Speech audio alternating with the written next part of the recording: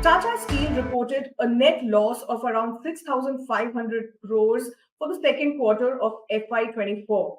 Now, there was a double whammy of sorts as the company faced shrinking margins on one hand and on the other hand had to undertake impairment charges and provisions. Now, to know more about this, we have with us the Managing Director and Chief Executive Officer of Tata Steel, Mr. TV Narendran. Hello, Mr. Narendran, and welcome to Money Control.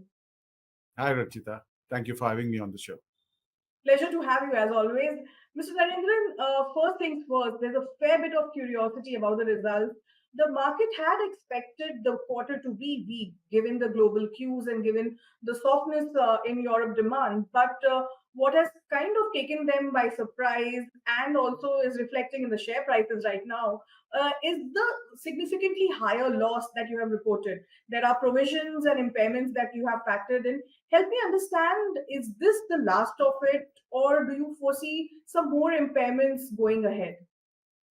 So I think what we've done largely is take on all the impairments that we needed to do and also factor in the restructuring costs that we need to incur. And that's why you see the loss the way it is, because we thought it's better for us to take it in this quarter, take the hit in this quarter, because we know exactly what's going to happen going forward. So that's where it is. I think operationally, yes, it was a challenging quarter. Uh, India has been strong as far as demand growth is concerned. Pricing started picking up towards the end of the quarter. As far as international prices are concerned, they continue to be weak. And in Europe, while UK has always struggled in challenging markets, in Netherlands, it was more to do with the blast furnace relining that we're going through. So we were operating with just one blast furnace, which means only 60% of the production. So you had negative numbers in Netherlands, which is unusual. And that's why the numbers look as they are. I think operationally, we were close to what most analysts thought we would deliver. I think the impairments obviously were one-off and not. I mean, the quantum was not known. I think most people knew that we would take some impairment, but they didn't know the amount. So does that mean you don't expect any further impairments in the rest of the year? Is that and the restructuring provisions that you have done, does that take care of the entire plan? Yes, that's the expectation, because I think in UK we have now pretty much cleaned up the book. Fabulous. Mr. Narendran, talking of UK, there's a lot of media coverage coming on the kind of response people have had to the delay in announcement as far as your plan is concerned. Fair bit of curiosity on what's happening there and on job cuts. They're expecting that you might cut jobs to the tune of 3,000. So why the delay and what is the plan on that? So I think maybe there's some confusion on the delay, as you say, because honestly, yesterday we were supposed to do a call with the media, but we had to push it because by the time the results got uploaded, etc., it was quite late. So that's why we're doing the calls today. So I think there was some expectation in UK that we were going to do a press conference to announce job cuts, whereas we were doing a press conference to discuss Q2 results. So I think that was some confusion there. But yes, things are a bit sensitive out there. Everyone knows that there will be job cuts. What is the amount of job cuts is what we are consulting with the unions, and that's a discussion we are having with them. We are required to go through meaningful consultation, and that process is going on. So once we came onto the same page as far as the government is concerned and the money that they would put in and the contours of the deal, we had planned that we would consult with the unions, which is what we're doing today. And at the end of the consultation, we will have a very clear path ahead and define timelines. We have obviously those timelines and expectations, but we need to get the unions on the same page. Even if there was a confusion on the announcement, can you give us a timeline as to when do you expect to have to make some statement on that? Maybe that will pacify the people who are living in confusion right now. No, I think we've said, even in the release that we made yesterday, we've said that there will be job losses. It will be unfair for us to give a specific number when we are in the middle of a consultation with the unions, because that is what we are supposed to consult on. So I think there are expectations which today has been shared in some sense with the unions, but I think we are obligated to go through that consultation process. But yes, it's clear that if we have to restructure the business, run a new process route, there will be an impact on jobs. We don't like it, but I think the objective is to, in some sense, make sure that we have a sustainable business in the UK. We continue to make steel in the UK. We use an electric arc furnace operation because we can leverage the scrap that is available in the UK, and we use as many of our workforce that we can use in the UK. I think we've committed, or we've spent a lot of money over the last decade or so to keep the steelmaking activity in the UK alive. And I think this is the best chance that we have to uh, create a sustainable future for the business. We'll keep speaking to you as the UK story unfolds. Mr. Narendran, speaking of the demand prospects going ahead, India has been a little more resilient than probably the global demand. What is your take on demand going ahead in terms of India and your Europe operations for the rest of the year? So I think India, the demand has been very strong. I don't think I've seen 10% growth in steel consumption in a long time. That's because all engines are firing. Automotive has been strong for the last 6 to 8 months. Even two-wheelers, which have been weak, have come back, which is also a reflection that the rural markets are picking up, because motorcycle sales, in some sense, indicate the strength or the weakness of the rural markets.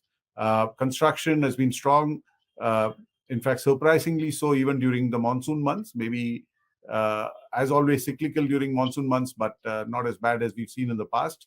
And we expect a lot of activity to pick up from now till the elections, because a lot of projects need to get completed, so on and so forth. So the demand has been very strong in India. The pricing is a little bit more reflective of what's happening in the international markets. As far as Europe is concerned, this year is a bad year as far as demand is concerned. Auto has been okay, but most other sectors are struggling. But I think next year the World Steel Association forecast is the European demand should grow by about 3%. So, what does it mean for price and realization? If you were to give me some sense, maybe a band that we can expect. So I think the guidance we're giving on prices in India is a net realization increase of about 2,200 rupees per ton in Q3 over Q2, because that's where we see the Indian market. Beyond that is more dependent on what the international markets indicate. Europe is going to be weaker, because Europe, particularly in Netherlands, we have a lot of long-term contracts, many of which will come up for negotiations. So they will reflect current prices than the prices at which we booked about a year back. So you will see price reductions in UK and Netherlands, but you will also see coal consumption costs reducing in UK and Netherlands. In India, the coal consumption cost will go up because we have already consumed the low-cost coal. So there will be margin expansion in India to some extent. In Netherlands, there will be margin expansion simply because the blast furnace will come back in operation towards the end of this month. But you will see a better quarter in Q4 in Netherlands, which is closer to what we've normally seen in Netherlands. So I do see things getting better in H2 compared to H1. That should give some relief to your investors. In terms of raw material cost, especially energy cost, coking coal looks like most of the steel makers are looking at whatever resources are available right now. What's your strategy and price outlook on that? And overall, if you can give me a sense on your energy strategy right now, because I visited your Jamshedpur unit, and interestingly, they shared how they are looking at using gas as they transition towards cleaner resources. So help me understand how this strategy is playing out. Yeah. So, as long as you use blast furnaces, you will need to use coking coal. So in Europe, if you look at it, in UK, we are transitioning again away from a blast furnace route to an electric arc furnace route, which means you will use scrap and electricity. And if that electricity is green, then you're even better off, right? So that's the approach there. In Netherlands, the plan is to move from blast furnace to gas-based steel making, a DRI unit and a steel making unit. And then eventually, when hydrogen is available in Netherlands, transition from gas to hydrogen. In India, the challenge is in Eastern India, we don't have much gas available as yet. Whether it's the pipeline infrastructure, whether it's the port infrastructure, a lot needs to be built. So till such time, we are dependent on blast furnaces and using coking coal. But having said that, we are looking at whatever gas is available to reduce the CO2 footprint by using more gas than we traditionally do. We are not making a process shift, but we are trying to see, can we inject gases wherever we can to reduce the use of coal. There are many other initiatives going on. We are also looking at how can we have a higher share of green energy in our energy consumption. We are doing a lot of work on injecting hydrogen into the blast furnaces. We are setting up electric arc furnace based units in Ludhiana and elsewhere. So multiple initiatives being taken to reduce our carbon footprint going forward. You are talking to GAIL for gas supplies and gas infrastructure. Any breakthrough in that? Can we expect any announcement on that soon enough? I think, yes, you're right. We've come to some sort of an understanding with GAIL. I think for the Jamshedpur plant, we should be able to get some gas. I think when we conclude the discussions, we'll be able to announce. GAIL is also looking at supplying gas into Jamshedpur city. So I think those conversations are going on. We are also keen to see how we can progress for our Odisha operations, because a lot of our future capacity is going to come up in Odisha, in Kalinganagar, Nilachal, and in the Miramandli unit of Bhushan, which we had acquired. So I think we're looking at overall gas availability in the east. I think it's important not just for Tata Steel, but for the country, because a lot of the steel capacity coming up in India will come up in eastern India. And I think we'll be adding at least 100 million tons of capacity every decade in India and in eastern India over the next few decades. So it's important to have gas available so that we can switch from coal-based process routes to gas-based process routes for the future. So, is this likely to happen in this fiscal, the arrangement with GAIL? Uh, I don't know as yet because there are a few loose ends to tie up. We hope so. We hope to do it sooner than later so that we can move forward. Mr. Narendran, you have given me an overview of the demand and price and realization and also the raw materials there. Help me understand, we are almost at the end of the calendar year and very close to the end of the fiscal year. How will you, I mean, is there a concern that Tata Steel may end the financial year in red, given that first half there have been mounting losses? So I don't want to give a specific guidance, but obviously, this impairment was something we had to take. If not for this impairment, obviously the numbers would have looked much better.